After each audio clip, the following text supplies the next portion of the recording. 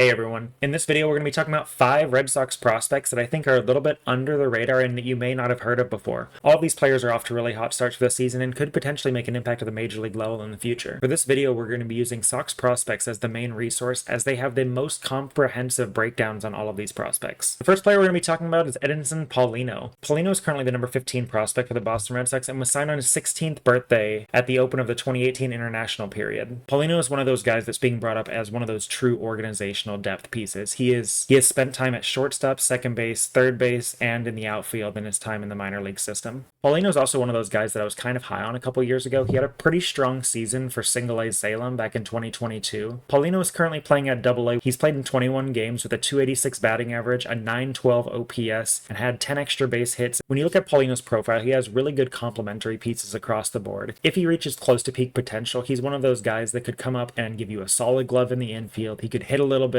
He's got a little bit of above average power for his size. He's got a good arm, good speed. He's just a guy that's going to provide you somebody off the bench, somebody who's going to be a platoon player that's going to do a lot of things well for you.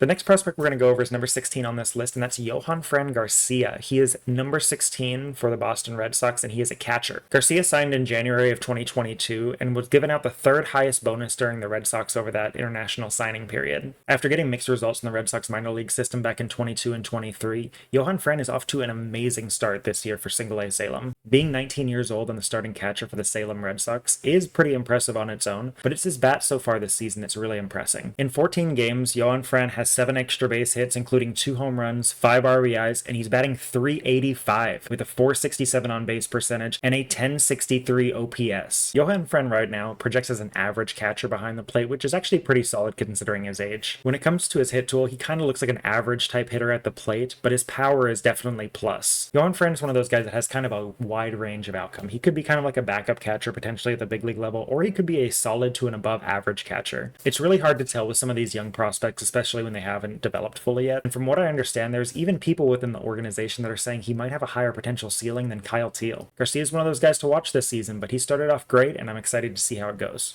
The next player we're going to talk about is Christian Campbell. Campbell has recently joined the Red Sox organization as he was drafted in the 4th round last year by Boston. Campbell played out of Georgia Tech where he impressed and showed all sorts of tools. He batted .376 with a .1033 OPS in college and also had a .484 on-base percentage. Christian, since joining the Red Sox last year, has primarily played at second base in his short tenure, but is getting some time in the outfield as he looks to become a little more versatile. So far this season in 18 games for the Greenville Drive, he is batting .288 with a .390 on-base percentage, a .561 slugging, good for a .950 OPS, and he's got 4 home runs and 10 total extra base hits already. Now, those numbers overall are very solid, but it's really over the last 7 days that he's impressed. In that period, he's gone 10 for 20 with 5 extra base hits and 2 walks. Campbell's one of those guys that's just going to need a little bit more time to develop, but he started off so strong this season that he might just develop past what we think he's going to be. Right now, his ceiling kind of looks to be that of maybe a fringe starter, but more like a utility type guy. But if he can maintain what he's doing right now for the rest of the season, he's definitely going to be a top 10 prospect by the end of the year. The next player we're going to talk about is the number 23 prospect for the Boston Red Sox, and that's Hunter Dobbins. Hunter Dobbins was drafted by the Boston Red Sox in the 8th round of the 2021 draft as a starting pitcher. Last season, he did do pretty well with a 3.67 ERA and 112 innings pitched with 122 strikeouts. And so far this season, he's pitched 21 innings for Double A Portland while giving up 16 hits, recording 17 strikeouts, and having a 2.14 ERA. In a system that doesn't have a whole lot of strong pitching prospects outside of Luis Perales and Wickelman Gonzalez, Dobbins features a fastball that can touch 97 miles an hour, and his 2 primary secondary pitches are a slider and changeup, which are both very solid.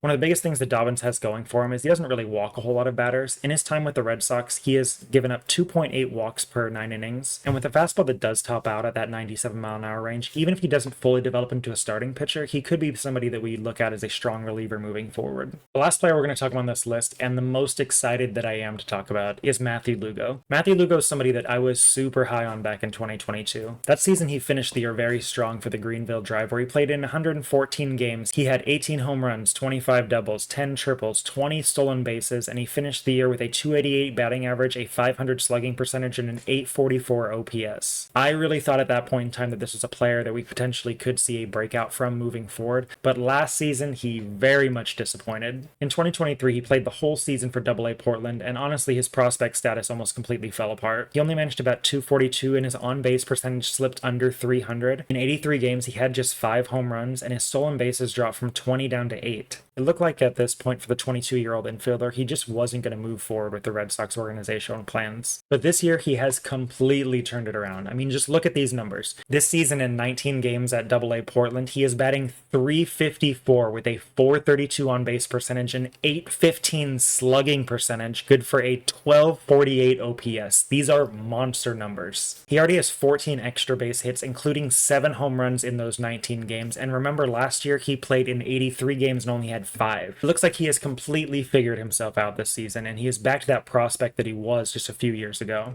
Throughout his career in the minor leagues, he's mostly just been an infielder, playing second base, shortstop, and third base. But this season he was moved to left field to make way for prospects Nick Yorke and Marcelo Meyer to join the team. Speaking of those AA Red Sox, this is a roster that includes all of the best prospects within the organization. Marcelo Meyer, Roman Anthony, Kyle Teel, Blaze Jordan, Nick Yorke are all on the roster, and it's those forgotten guys in Edinson Paulino and Matthew Lugo that are far and away doing the best statistically so far this year. If Matthew Lugo can keep up this hitting for another 3 to 6 weeks, I don't see how it's possible that the Red Sox can keep him at AA, and he's going to be on his way to AAA very soon. For a guy that now has the ability to play all 3 infield positions and a little bit of outfield, this is somebody that we might even see at the big leagues this year if he can continue hitting the way that he is. Anyway, guys, those are the 5 prospects that I really like so far this season that are way under the radar. I hope you guys learned a little bit of something from this, and if you guys like this video, please make sure to like and subscribe, and I'll make more stuff like this for you moving forward. There's not going to be a whole lot of stuff coming at you these next couple weeks as I'm going to be out of the country, but I'll try to get more stuff out for you in the near future. I hope you guys like this one, and I'll see you next time.